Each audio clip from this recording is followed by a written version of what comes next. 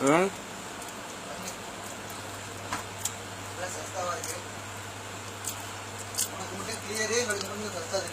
സസ്ത ഇങ്ങ ഇത് സസ്ത അലൈൻ വെള്ളത്തിനെക്കാട്ടും വിലയാ 15 കാർട്ടൂണിന്റെ വില. ഇത് കണ്ട കുബൂസ് പഴവും കൂട്ടിയിട്ട് പഴവും കൂട്ടിയിട്ട് തിന്നു. വേറെന്താ നാസ്തില്ല, പുട്ടില്ല, വെള്ളാപ്പയില്ല, കടലക്കറിയില്ല, മുട്ട ഒഴുങ്ങിയില്ല, കായ് വാട്ടിയില്ല. 9 മണിയായി. ഇപ്പൊ കഴിക്കും ബെസ്റ്റുന്നു.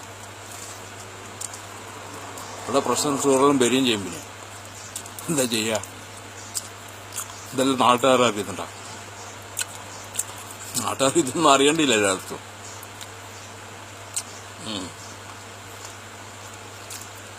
ഡേറ്റ് കഴിയാൻ കുബൂസാ ചാണ്ടാന്ന് തേച്ചിട്ട് തിന്നാ.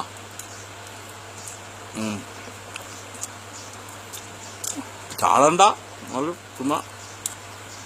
ഒരു പഴ ഇതിൽ വെച്ചത്, അതും വെടുക്കാനായ പഴം.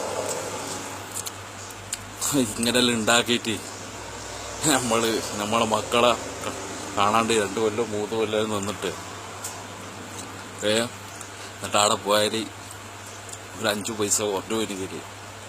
നിങ്ങളെന്താ ഉണ്ടാക്കി നിൽക്കും.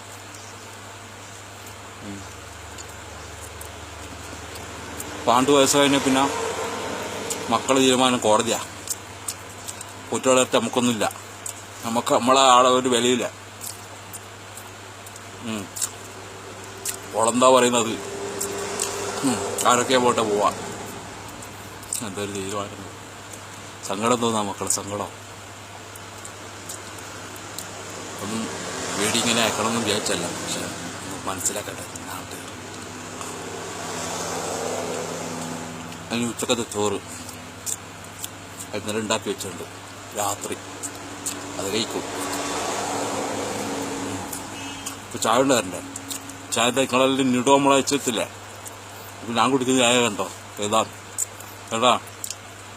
നമ്മളെ അത് കുടിച്ചോണ്ട് നിങ്ങളെ നിടോന്റെ വില വയ്ക്കാം. എടുത്തിട്ട് എൻ്റെ ചായ അവിടെ ഉണ്ടാക്കി വെച്ചിട്ടുണ്ട്. ഓക്കെ,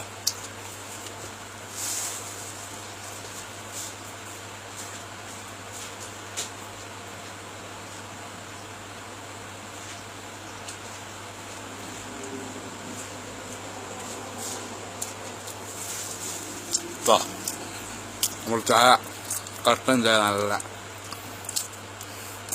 നല്ല പാലും കൂട്ടി അടി, മിൽമിൻ്റെ അടി. നമുക്കിതാ കട്ടൻ ചായ. ഇനി ഉച്ചക്ക് ചോറാ, അത് 2 മണിയാവണം. അതിൽ ഈ ഒരു പഴവും ഒരു ചെറിയ കുബൂസും ഈ ചായയും. മാസം ഒന്ന് തെറ്റിപ്പോയാൽ മതി. നിങ്ങളെന്താ, നിങ്ങളുടെ അടുത്തില്ലേ പൈസ ഒന്നും ഇല്ലേ? നിങ്ങളെന്താക്കുന്ന ആടുന്ന നമ്മൾ എന്താക്കണ്ടേ? നമ്മളിതന്നെ ആക്കുന്നു.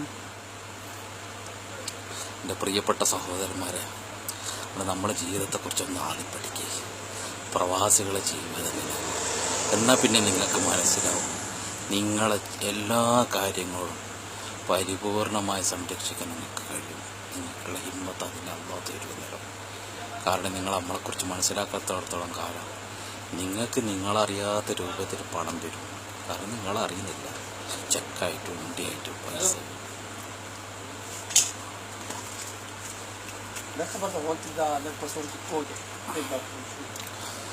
പൈസ വരും. ആ പൈസ അയക്കാൻ വേണ്ടിയിട്ട് നമ്മൾ നടന്നിട്ട് പോകും. ഓട്ടോറിക്ഷക്കും കാറിനൊന്നും പോകില്ല, പൈസ കൊടുക്കേണ്ടി വരും. എന്നാൽ പിന്നെ ആ ചെക്ക് മാറാനോ ഒരു ഓട്ടോറിക്ഷ വെച്ചിട്ടാ പോവാ. ആ ചെക്ക് മേടിക്കാൻ വേണ്ടി മാത്രം ഓട്ടോറിക്ഷ പോയിട്ട് വരും. എന്നിട്ട് നല്ല മുഞ്ച് അണിഞ്ഞു ഒരുങ്ങി സർക്കിറ്റ് ഒരു പോക്ക് ആ പൈസയും കൊണ്ട് അതിന് ഓട്ടോറിക്ഷ വേറെ. എല്ലാവരുടെ കഥയല്ല പറയുന്നത്, അങ്ങനത്തവരുമുണ്ട് കൂട്ടത്തിൽ. അതുകൊണ്ട് എൻ്റെ പ്രിയപ്പെട്ട സഹോദരിമാരോട് പ്രത്യേകിച്ച് പറയുന്നു, പ്രവാസികളെക്കുറിച്ച് മനസ്സിലാക്കണം. പ്രവാസികൾ പാടുന്നില്ല, അവർക്ക് വേണ്ടി ദുആ ചെയ്യണം, പ്രാർത്ഥിക്കണം. അമ്മയായാലും ഉമ്മയായാലും എല്ലാവരായാലും പ്രാർത്ഥിക്കണം. നിങ്ങളുടെ പ്രാർത്ഥനയാണ് എല്ലാം. അസ്സലാമു അലൈക്കും.